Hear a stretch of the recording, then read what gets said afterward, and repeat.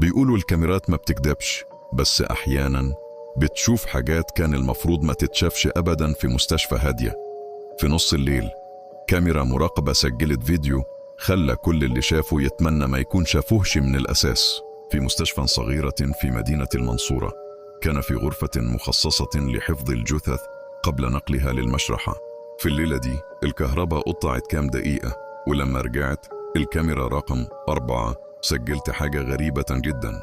ظهر شخص جوه الغرفة لابس زي المرضى، بس المشكلة إن الشخص ده كان متوفي من 3 ساعات.